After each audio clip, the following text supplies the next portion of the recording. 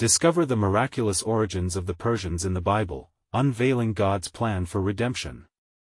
In the 3rd year of Jehoiakim, king of Judah, Nebuchadnezzar, king of Babylon, besieged Jerusalem. This tumultuous period saw many taken into exile, including Esther's forebears who became a scattered remnant far from their homeland. Esther, an orphan raised by her cousin Mordecai in Susa, lived in a world stricken with despair. The vibrant markets now hushed, the colorful fabrics of the merchants draped like sorrow over the streets, weighed heavy in the air. An edict declared destruction upon the Jewish people. Esther was no stranger to loss, having been orphaned in the devastation. She gazed out from the palace of Xerxes, where opulence met the weight of looming tragedy. The palace promise of safety felt eerily like a gilded cage. With each breath, she encountered a heavy heart. Dark clouds hung over her people as Haman's violent wrath shrouded the city in fear. Her own lineage became a target of vengeance. News of Haman's decree echoed around her, instilling panic in the hearts of the faithful both within and beyond the palace walls. Mordecai's anguished cry, filled with urgency, pierced through the royal chamber of Esther's heart. You must speak to the king. You must save your people. The walls felt constricting, the whispers of fear and uncertainty echoed in her thoughts. Might her life be forfeited if she dared approach the king without invitation? The price for such uninvited audacity could indeed be death, a chilling thought for a girl burdened by the weight of her past. As days passed, her spirit wrestled with her own fear. In the weave of her daily existence, Esther remembered the stories of old, how God parted the Red Sea for Israel, reinforced their covenant in many ways, and how he had sustained her people through centuries of trial. If I perish, she murmured, wrapping herself in courage. This was the moment she was waiting for, perhaps her very destiny. With each careful step to the throne room, she donned her royal robes, brilliant hues of purpose, woven with the prayers of every ancestor who trusted Yahweh.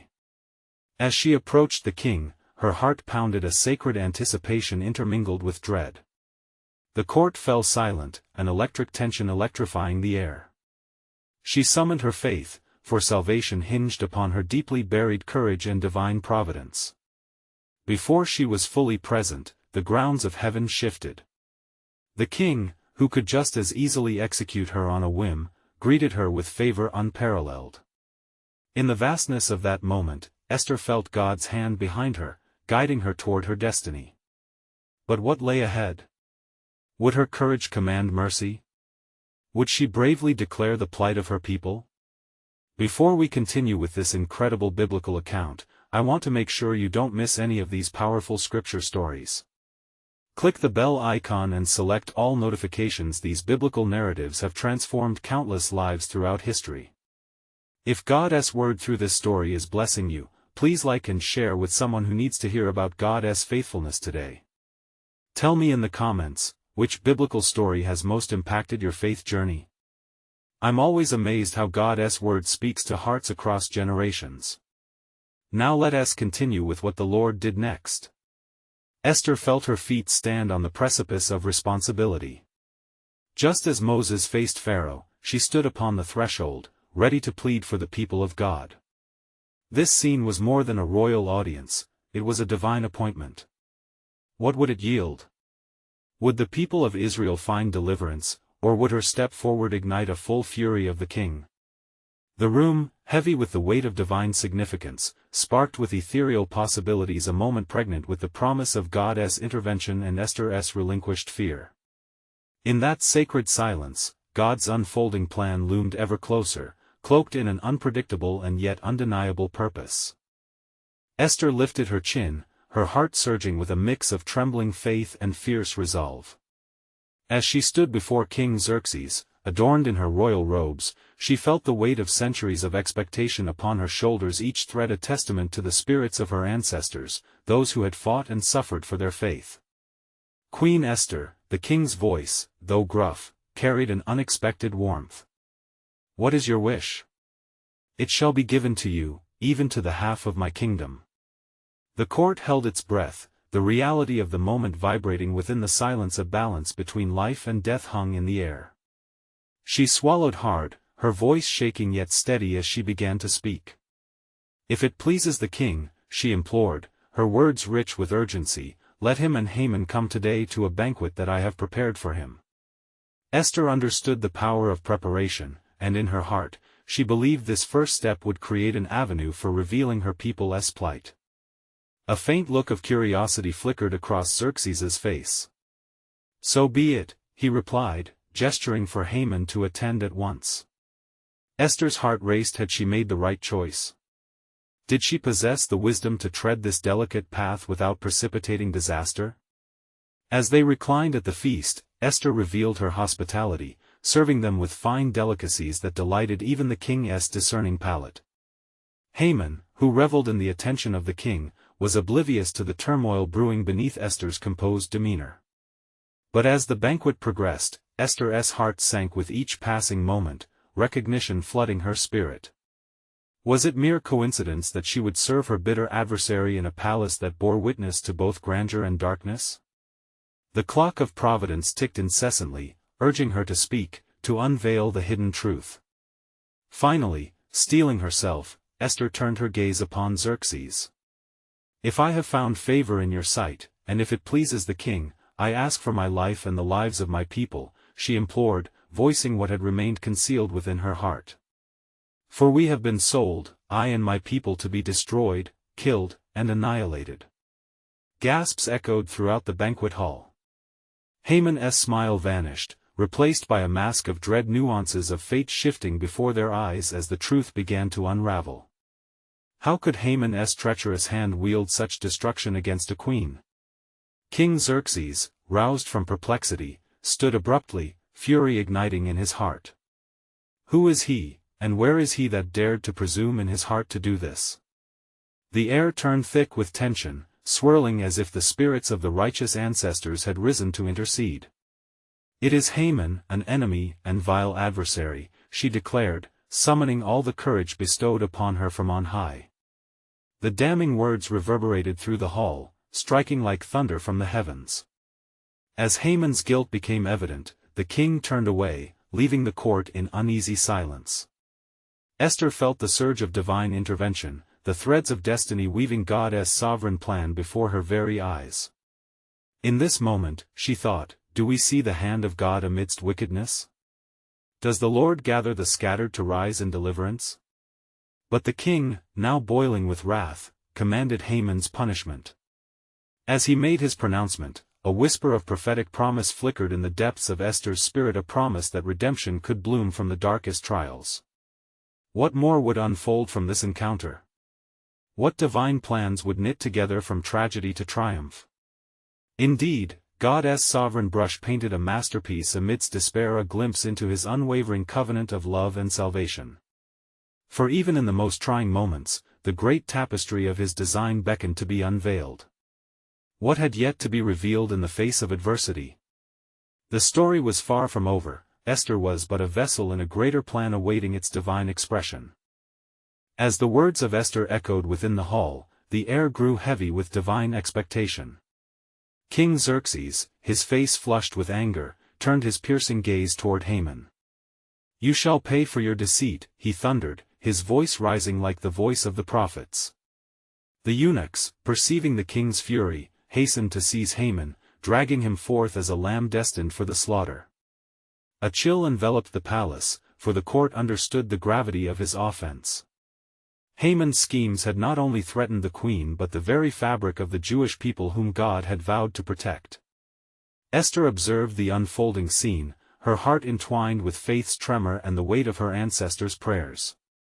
Had her boldness in confronting the adversary sparked the hand of providence? Did the echoes of her people's cries ascend to the very throne of heaven? As Haman was confronted with the truth of his plans, he fell upon the feet of Esther, pleading for mercy. "Queen Esther, spare my life," he begged, the veneer of arrogance long stripped away, revealing a desperate man trapped in his own web of darkness. Esther, though shaken, remained resolute. "You seek to extinguish my people, yet here you lie at their queen's feet," she replied, her voice imbued with the strength of the Almighty. "You shall reap what you have sown." The echoes of her declaration reverberated through the hall. Overwhelmed, Haman's pleas were drowned by the king's command, a decree that sent ripples of fear throughout Shushan. Xerxes, not yet satisfied with the resolution of this grievous treachery, called for the records to be brought forth, seeking the truth in the matter of the Jews. As he pored over the chronicles, the lavish tapestries depicting Israelite tales stirred memories of old, tales woven with deliverance and divine favor. Did I not remember their plight?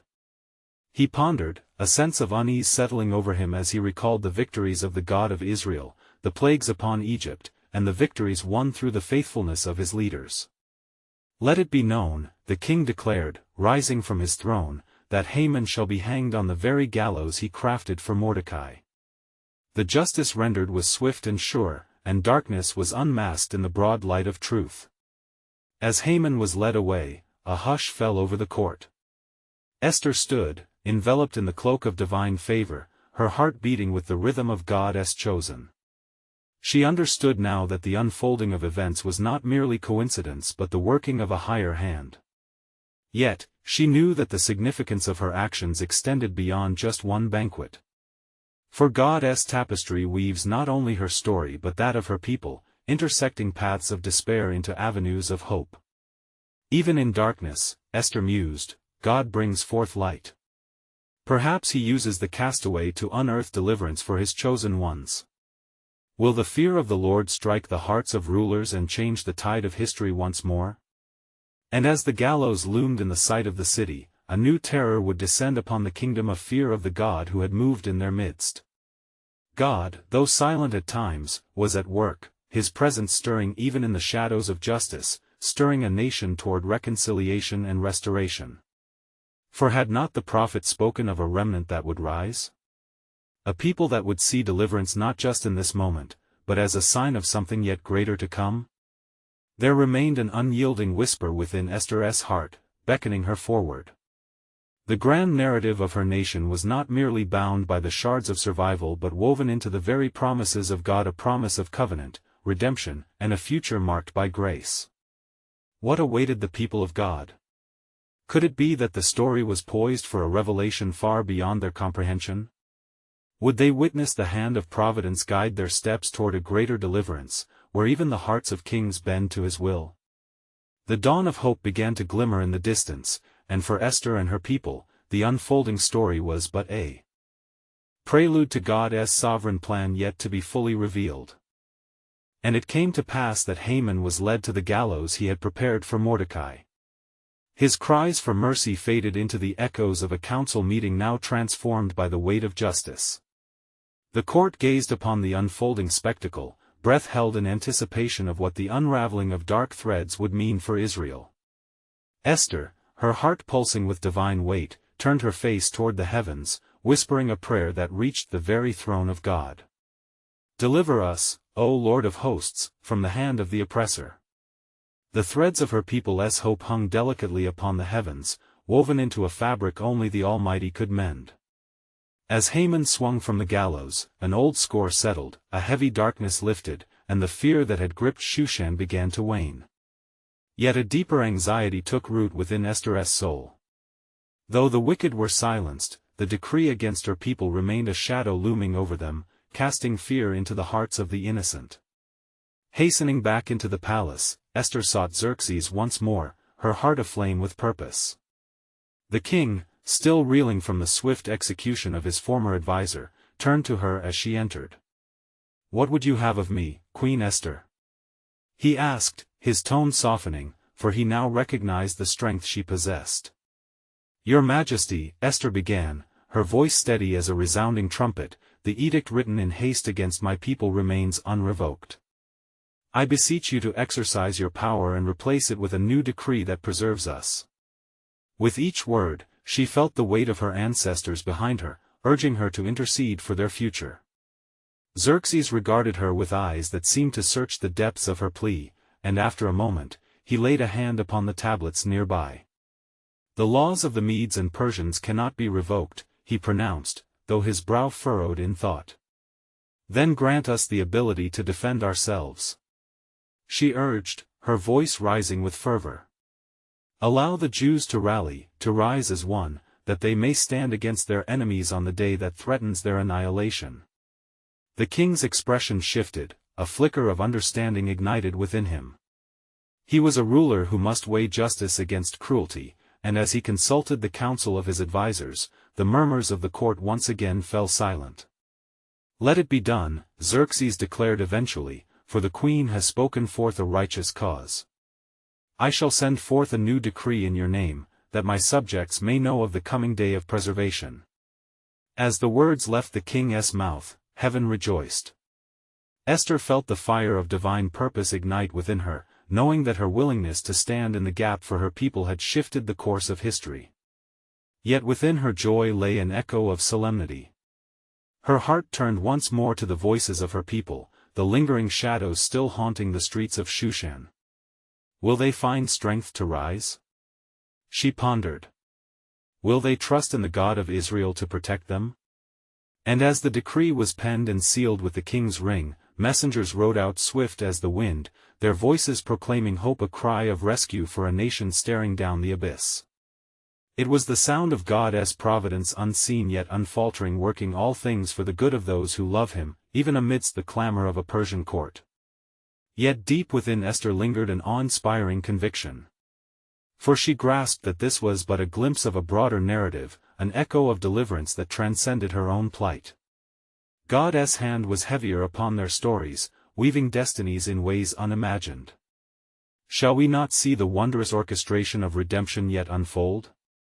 Could it be that even now, in the hearts of the faithful, a remnant is prepared to arise, a people who will see the salvation of the Lord? The Lord had spoken, but the fullness of his promise lay waiting, veiled within the sacred mystery of his sovereign purpose. The day approached when the covenant promises sung by generations would soar into the heavens, revealing hope yet to be fulfilled. Would they, the children of Israel, rise to embrace the far-reaching plan of their Almighty God? And it came to pass in the days that followed, when the decree of deliverance had been sent forth throughout the realm, that a great commotion arose in the streets of Shushan. The people, upon hearing the news of Esther's intercession, filled their homes and congregated in the public squares. The anticipation of their impending fate sparked both fear and reverence among the Jews. As dawn broke over the city, Esther gathered her maidens in her chamber. There, amid the fragrance of myrrh and spices, she sought counsel from those who had journeyed with her through the trials of her ascent to queenship. "What shall be done," she implored, "that we may prepare our hearts for the day of our deliverance?" Mordecai, her kinsman and guardian, was not far from her thoughts.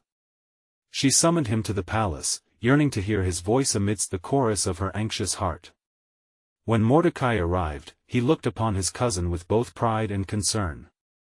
"My queen," he declared, "we are not only to rejoice in the decree, but also to arm ourselves against the impending threats that loom." Esther nodded, her spirit ignited by his words.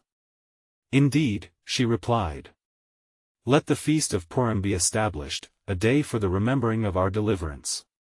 Let us gather, not only to celebrate our salvation but to unite in strength." As the sun reached its zenith, word spread swiftly of the impending day of defense. Each household of the children of Israel began preparations, they crafted banners and sharpened their swords. Elders spoke of the courage of their ancestors, reciting the accounts of the journeys through the wilderness and the victories that had come at the hand of the Almighty. Yet amid the clamor of their preparations, the enemies of the Jews stirred. News of the king's new decree reached the ears of those who harbored ill will towards the people of Israel. "What folly is this?" they muttered among themselves. "Shall they rise in strength while we are yet poised for cruelty?" Haman's legacy may have swung lifeless upon the gallows, yet unrest stirred within the hearts of those who had followed him. "We must not allow them to flourish," they conspired. "Let us strike them down before they can unite." As night enveloped the city, Esther retired to her chambers, her heart heavy with both anticipation and dread. "O Lord," she cried out, "your people stand at the precipice of salvation, yet danger still lurks behind shadows unseen." In the stillness, a curious answer stirred within her spirit, a reminder of the faithfulness of God's promises. She recalled the words spoken long ago, how he had declared that Israel would be a light unto the nations, a testament of his power to save. And amidst her thoughts, an imposing warmth enveloped her heart, strengthening her resolve to lead her people to both prayer and preparation.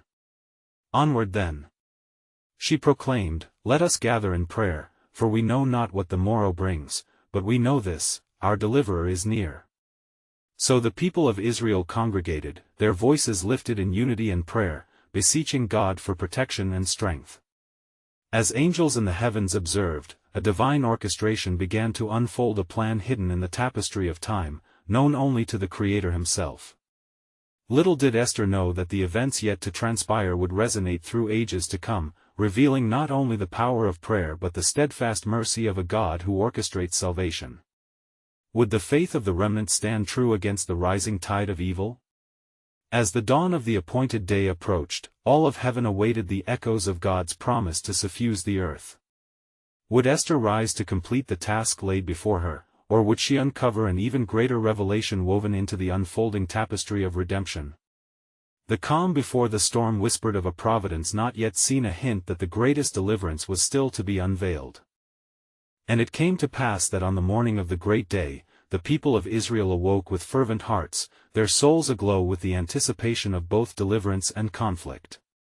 The sun cast a golden hue upon Shushan, and the air was thick with the scent of prayer and sacrifice. Esther, adorned in royal garb, stood at the palace window, gazing upon the city she had claimed as her own. Today, she breathed, is the day for which our fathers have yearned. May the Lord grant us courage, for we have been called to stand before the wrath of our adversaries. In her heart, she felt the weight of her people's hopes, the burdens of their hearts resting upon her shoulders. Gathering her composure, Esther summoned the leaders of the tribes. Among them stood the wise elders, their faces marked with lines of age and experience, and the valiant captains, flames of righteousness dancing in their eyes. Hearken to me, O men of Israel, she implored. Today, we shall not only defend our lives but bear witness to the power of our God. Let the banners be raised high, proclaiming the glory of the one who parts seas and brings down kingdoms. Thus, as she spoke, the sound of a trumpet resonated through the streets, a clarion call that stirred the hearts of many. To arms! The leaders cried. For our God is with us. The people rallied together, armed with faith that transcended fear. Meanwhile, in the shadows, the enemies of the Jews huddled with malice, plotting their scheme. A council of conspirators convened, whispering amongst themselves, their hearts burning with jealousy and rage. What is this folly spoken by the queen? Shall her words empower them? We must strike swiftly and decisively. Let them not gather strength, let us cast them down as Haman sought to do. Among the conspirators, a man named Bigthan, seeing the unrest, spoke boldly. It was by the hand of God they have been delivered so far. We tread upon sacred ground when we seek to extinguish the light of Israel. Yet his voice was lost amid the cacophony of their hatred. As war drums echoed in the heart of Shushan, an urgent message was relayed to Esther. My queen! A messenger cried, the enemies advance. They come with weapons drawn, believing that victory is within their grasp. Esther's heart quaked at the news, yet within her pearl of faith held firm. Gather the people. We shall not yield in fear. Let our cries ascend to heaven, for our God sees and hears. And so, she led her people in fervent prayer, their voices cascading like a mighty river, reaching beyond the heavens. They prayed for strength, for courage, and for divine intervention to shield them from the storm. In that sacred moment, heaven itself seemed to listen, and a gentle wind swept across the land, a sign of God's presence among them. As dread loomed and courage swelled, Esther made her way to the royal hall, determined to confront the king once more. If I perish, she whispered, her heart set upon the eternal. The fate of her people hung in the balance, yet in the depths of uncertainty, a divine purpose began to emerge, one that would unravel the wickedness of men and establish the fidelity of God's promises. Would the heart of the king be softened like wax under sunlight? Would Esther's plea turn the tide of fate for her people? The dawn illuminated an unforeseen path, revealing that their struggle was but a prelude to a revelation far grander than deliverance, a revelation of the eternal covenant between God and his people, one that would resonate through the ages, echoing the truth that his plans never waver. Unbeknownst to all, the true culmination of this day would reveal a profound mystery concerning the sovereign will of God. What awaited beyond the horizon could alter the course of history itself. As Esther approached the throne, her heart was a tempest, caught between dread and resolve. The grand chamber, filled with golden splendor, seemed to dim in the weight of her fear. This was a place of sovereign authority, yet it was also a stage for divine purpose. She bowed her head low before King Xerxes. "My lord, if I have found favor in your sight, let my request be known," she began, her voice steady as the prayers of her people echoed in her mind. "Spare my life and the lives of my people, for we are sold to be destroyed, killed, and annihilated, and if we had only been sold as slaves, would have held my peace. But our adversary seeks our very lives." The king, his brow furrowing with confusion, took a moment. The grandeur of the palace was stark against the reality of her words. Who is he, and where is he, who would presume to do this? His voice reverberated against the walls, a note of danger creeping in. Esther lifted her gaze, emboldened by the Spirit of the Lord that dwelled within her. "The vile Haman, this enemy of our people, stands before you in the shadows of this court. It is he who has plotted against us, who seeks to turn the scepter of your kingdom against the innocent." A burning rage filled the king's heart, and he cast his eyes about the hall as if searching for Haman among the gold and marble. But the name echoed in the chambers of eternity, resounding with the weight of what was to come. In tumultuous haste, Ahasuerus called for Haman, who entered, his face a mask of treachery. "What is this, my king?" he asked. Yet the king, with fiery countenance, confronted him, the righteous anger of God igniting a fire that would consume the heart of wickedness. "You have sought the death of an entire people, the people of my queen. By the very coin of your odious design, you shall be cast down." The command left the king's lips like a thunderstorm breaking the silence of an oppressive night. Haman's eyes widened with fear and disbelief. "My lord, I meant no harm to the queen," he stammered, each word dripping with desperation. Esther, her spirit alight with divine fortitude, further proclaimed, "Let justice be executed. Hang Haman upon the gallows he prepared for the innocent. Let every schemer who rises against the light of truth face the consequences of their wickedness." And so, from that day forth, the very plans of Haman turned upon him, as the wheels of justice rolled forth by the hand of God. The decree of freedom rang through the land, bringing reprieve to a people on the brink of despair. As the shadows faded and dawn broke anew, the people of Israel rejoiced, for their God had shown mercy. Yet amid their celebration, a whisper of caution remained. Could the enemy of their soul persist, even now?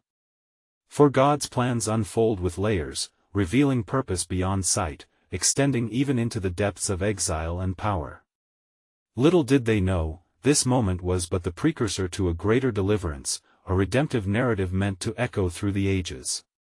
After these events, a divine thread was woven into the fabric of Israel's future, a promise unspoken but powerful, setting the stage for a revelation that stood at the crossroads of history and the very heart of faith.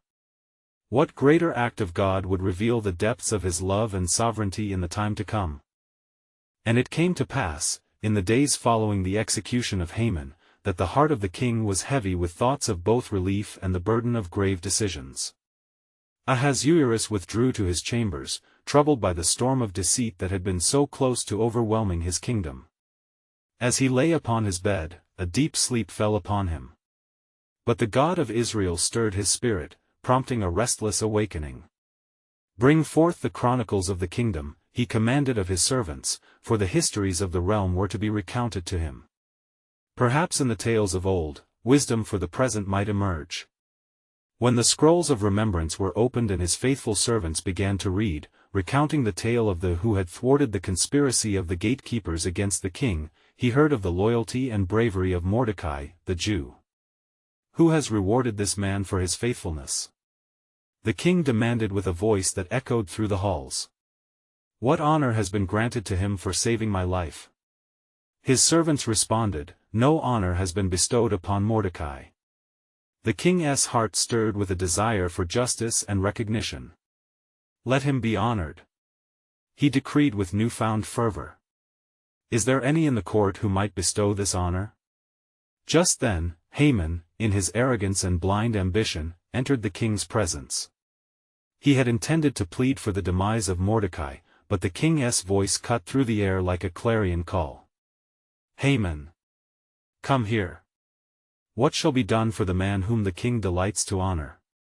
With the schemer's heart racing with possibility, he thought within himself, Whom would the king delight to honor more than me? Proudly he proclaimed, Let royal apparel be brought, and let the king's horse bear him through the streets, that all may see and proclaim, This is the man whom the king delights to honor. The king nodded solemnly, his countenance steady in purpose, yet reflecting the justice of God's hand at work. Go quickly. Take the apparel and the horse, and do as you have said for Mordecai the Jew, who sits at the king's gate. Let nothing fail of all that you have spoken. Shock and disbelief clouded Haman's heart, but he dared not voice his thoughts. With heavy steps, he went forth, a servant bound to the will of the one who governs all. As he led Mordecai through the streets, the very crowd that would have rejoiced in the sight of his death now honored him and proclaimed the decree of the king. The whispers of the people rose like sweet incense into the heavens, blissful against the backdrop of Haman's shame. And upon this moment, a shimmering thread of God's justice wove deeper into Israel's story, revealing the relentless hand of the Almighty in their destiny.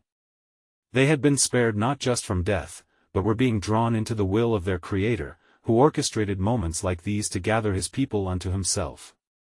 Yet beneath the surface of honor and celebration lay the silent question, how would the seeds of divine purpose continue to unfold? Would there be an even greater deliverance, a redemption that would call them out from the shadows forever? For the plans of the Lord cannot be thwarted, and he alone knows the unfolding of times and destinies, as the final act of the great redemption narrative waited quietly to be revealed. And it came to pass, after Haman's shameful procession through the streets, that the king's heart remained troubled, for he knew that while the gallows had been silenced, the threat against his people lingered like a dark storm upon the horizon. Mordecai returned to the king's gate, and yet his heart was not at peace. In that space of silence left after Haman's fall, he sensed that a greater battle remained. He summoned Esther, his cousin, that she might carry forth the burden of intercession before the king. Esther, he urged, you must go to Ahasuerus and plead for our people. For though Haman is gone, the decree he wrote against the Jews still stands, and we are still a people marked for destruction. His gaze was fierce, fervent as he articulated the weight of their peril. But Esther trembled at the thought. Alas, Mordecai, the law of the Medes and Persians is unyielding. I have not been summoned to the king in many days, and there is a decree that says anyone who approaches the king unsummoned is to be put to death unless he extends the golden scepter. Her heart quaked at the boundaries imposed between her royal life and the cries of her people. Mordecai sent word back to Esther, do not think to yourself that in the king's palace you will be saved any more than all the other Jews.